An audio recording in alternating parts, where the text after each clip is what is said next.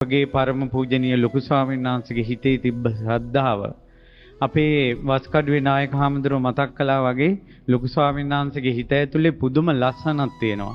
ඒ ලස්සන එළියට ගන්න පුදුම දේවල් ලොකු ස්වාමීන් වහන්සේ නිර්මාණය කරනවා. බණ්ඩාරවල අසපුට ගියොත් පෙනේවි. ඒ ලොකු ස්වාමීන් වහන්සේගේ හිතේ තියෙන එක ලස්සනක් එළියට ගත්තා. ඒ වගේම මාළඹේ බුදුපසේ බුදු අරහන්තක වෙහෙරට ගියොත් පෙනේවි. ලොකු ස්වාමීන් වහන්සේගේ හිතේ තියෙන ශ්‍රද්ධාව බුදුපසේ බුදු මහරහතුන් කෙරෙහි එක ලස්සනක් එළියට ගත්තා. ඒ වගේම මේ ශ්‍රී අඟුලිමාල මොනිදුගේ වෙහෙර, ඒ වගේම පොල්ගහවල සම්බුද්ධරාජ මාලිගාව ඇතුළු මේ සියලුම දේ, ඒ වගේම මේ ඉන්න සංගරුවන ලොකු ස්වාමීන් වහන්සේගේ හිතේ තියෙනවා භික්ෂු සංඝයා පිළිබඳ යම්කිසි හැඟීමක්. ඒතකොට ලොකු ස්වාමීන් වහන්සේ හිතේ ඉන්න සංඝයා එළියට ගත්තා යම් ප්‍රමාණයකට. ඒ නිසා මේ සෑම තැනකම තියෙන්නේ ලොකු ස්වාමීන් වහන්සේ ගෞතම බුද්ධ ශාසනය ගැන පහදවගත්ත ශ්‍රද්ධාව. ඉතින් ඒ නිසා අපිට ඇත්තටම අපි ශිෂ්‍යෝ විදිහට අවුරුදු 20කට වඩා කාලයක් අපි ලොකු ස්වාමීන් වහන්සේ ළඟ ධර්ම විනය ඉගෙන ගන්නවා. අදටත් ලොකු ස්වාමීන් වහන්සේගේ තියෙන ශ්‍රද්ධාවට, ලොකු ස්වාමීන් වහන්සේ කෙරෙහි ලොකු ස්වාමීන් වහන්සේ ශාසනය ගැන තියෙන හැඟීමට අපිට ලං වෙන්නවත් බෑ. ඒ හිතවිලි කොහොමද එන්නේ කියලා අපිටවත් තේරෙන්නේ නැහැ. ඇත්තටම අපිට හිතෙනවා ලොකු ස්වාමීන් වහන්සේ මේ යුගයට අයිති කෙනෙක් නෙවෙයි කියලා. ලොකු ස්වාමීන් වහන්සේ බුද්ධ කාලයට අයිති කෙනෙක් දෝ කියලා හිතෙනවා. ඒ නිසා ලොකු ස්වාමීන් වහන්සේට කොච්චර කරදර ආවත්, කොච්චර බාධා ආවත්, කොච්චර කංකටොළු ආවත් ලොකු ස්වාමීන් වහන්සේ ඒවා සියල්ල ඉවසා දරාගෙන තුනුරුවන් කෙරෙහි පැහැදීමෙන්ම වාසය කළා. ඒ නිසා ලොකු ස්වාමීන් වහන්සේගේ හිතේ තරහවල් නැහැ. ලොකු ස්වාමීන් වහන්සේගේ හිතේ ක්‍රෝධ නැහැ, පලිගැනීම් නැහැ. ලොකු ස්වාමීන් වහන්සේගේ හිතේ iriසියා නැහැ. කවදාවත් අපිට තවත් කෙනෙකුට වෛර කරන්න, ක්‍රෝධ කරන්න උගන්වලා නැහැ. ඒ නිසා මේ ගරුතර අපේ ලොකු ස්වාමීන් වහන්සේ ළඟ වැඳ වැටෙන විදිහටම මේ වඩින සියලු සංඝයා ඉදිරියේ වැඳ වැටෙන විදිහට සංඝයා කෙරෙහි ශ්‍රද්ධාව අපි තුල ජනිත කළා.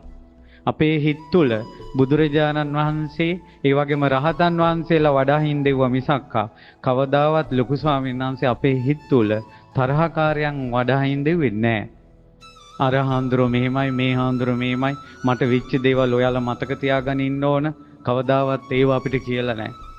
ලොකු ස්වාමීන් වහන්සේට විශ්වාසයක් තියෙනවා අද මේ පින්කම මගේ ශිෂ්‍යයෝ ටික කරාවේ කියලා.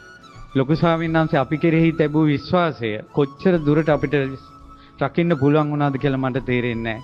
ඒ නිසා පූජනීය මහා සංඝරත්නයෙන් මම ඉල්ලා හිටිනවා මීට වඩා පූජනීය සංඝරුවනට දෙන්න තිබ්බ සත්කාරයක් ලොකු ස්වාමීන් වහන්සේගේ හිතේ තිබ්බා. පූජනීය සංඝරත්නය වැඩම කොට වදාලා මේ පින්වත් සංඝරුවන අපිට වටිනවා. අනිතක මේ වැඩේ ඉන්නේ වයෝ වෘද්ධ, ගුණ වෘද්ධ, තපෝ වෘද්ධ සංඝයා.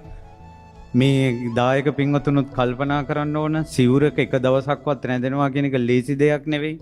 ඒ නිසා ගෙවල් වල ඉන්න මිනිස්සු වයසට යන්න දිරලා පැත්තට දානවා.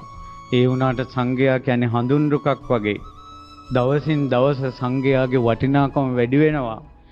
අද ඉන්න මේ කතා කරන මං වගේ පොඩි ආන්දර නමකට වඩා මේ ගරුතර පූජනීය මහා තෙරුන් වහන්සේලා මේ ශාසනය බබලනවා. මේ තෙරුන් වහන්සේලා පෙරටු කරගෙනයි අපිට මේ ගමන යන්න තියෙන්නේ. සංඝයාට වැඳ වැඳයි යන්න තිබෙන්නේ. අද භාග්‍යවතුන් වහන්සේ වදාළ අපරිහානි ධර්මයක් ලොකු ස්වාමීන් වහන්සේ අඟුලිමාල සෑය තුල පැතිරෙව්වා. කුමක්ද? අපරිහානි ධර්මයෙන් තමයි නොවැඩි සංඝයා වෙහෙරට වඩම්වා ගන්නට ඕන. ඒ සංඝයාට අපෝපස්ථාන කරන්න ඕන. ඉන්න සංඝයාට පහසුකම් හදන්න ඕන. ලොකු ස්වාමීන් වහන්සේ මේ විහෙර විහාර ඔක්කොම හැදුවා ඉන්න සංඝයාගේ පහසුවට. ඒ වගේම මේ වාගේ පින්කම් කරමින් නොවැඩි සංඝයා, දැකලා නැති සංඝයා දකින්න, වඳින්න, පුදන්න, සත්කාර කරන්න ලොකු ස්වාමීන් වහන්සේ අපරිහානි ධර්ම මේ බුද්ධ ශාසනය තුල ඇති කරනවා. කොච්චර සතුටුද? අද නම් මට හරි සතුටු දවසක්. අපේ සංඝයාට සතුටු දවසක්. කවදාවත් දැකලා නැති හාමුදුරන් වහන්සේලා අපි දැක්කා. ටීවී එකෙන් දැක්ක හාමුදුරන් වහන්සේලා දැක්කා. නොයෙක් ශාසනික කටයුතු කරන හාමුදුරන් වහන්සේලා දැක්කා. දෙවන්ත ශාසනික කටයුතු කරන පින්වන්ත ස්වාමීන් වහන්සේලා මෙතන සිටිනවා.